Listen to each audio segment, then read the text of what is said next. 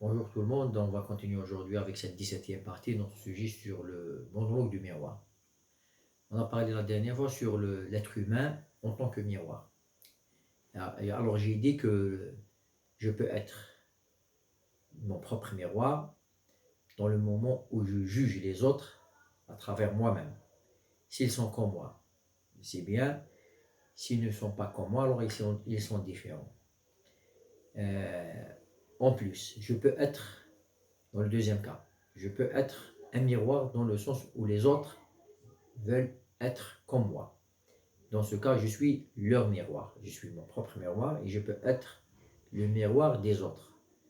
Dans le cas où ils veulent être comme moi, alors ils s'identifient à moi. Ils se regardent à travers moi. Et je peux inverser les rôles. Les autres peuvent être le miroir, un miroir. Alors, si je les vois, je ne vais pas me reconnaître en eux.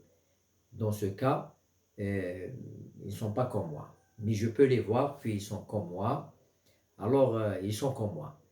Il y a aussi où je peux être un miroir dans le cas où euh, l'autre veut être comme moi. Mais il y a aussi le miroir si l'autre, je me vois à travers lui. Il y a l'autre cas, euh, je montre à l'autre ce que je désire montrer. Ça veut dire qu'il y a ici une, comment dire, comment une manière de se présenter, de montrer notre personnalité. Ça peut être réel, comme ça peut être artificiel pour la majorité des gens.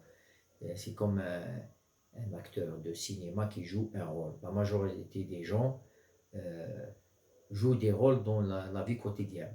D'ailleurs, le mot personnalité, personne, c'est un masque. C'est un masque que les gens portent. Alors, je ne peux pas exprimer autrement euh, qu'à travers, son, qu'à travers mon comportement. Je peux m'exprimer qu'à travers mon comportement. L'autre, il peut comprendre le message que je lui envoie, il peut ne pas comprendre. Dans ce cas, s'il comprend, ça veut dire ce que je projette, il le capte. S'il ne le comprend pas, ça veut dire qu'il ne capte pas, tout simplement. Alors le miroir, c'est pas forcément quelque chose qui est toujours qui aboutit. Ça peut ne pas aboutir. C'est pas comme un miroir physique. Le miroir physique, il est fixe.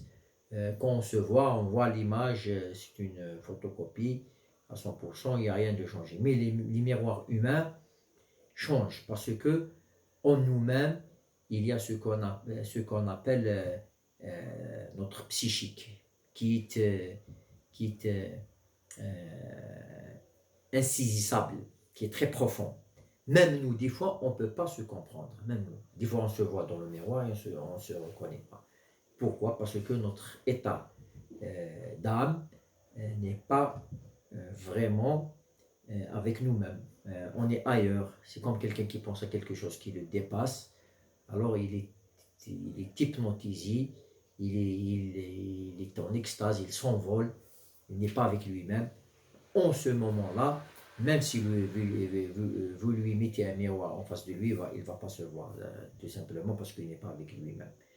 Euh, on peut aussi parler du miroir en général, et c'est le miroir de la nature. Le miroir de la nature, c'est quelque chose qui exprime notre intérieur.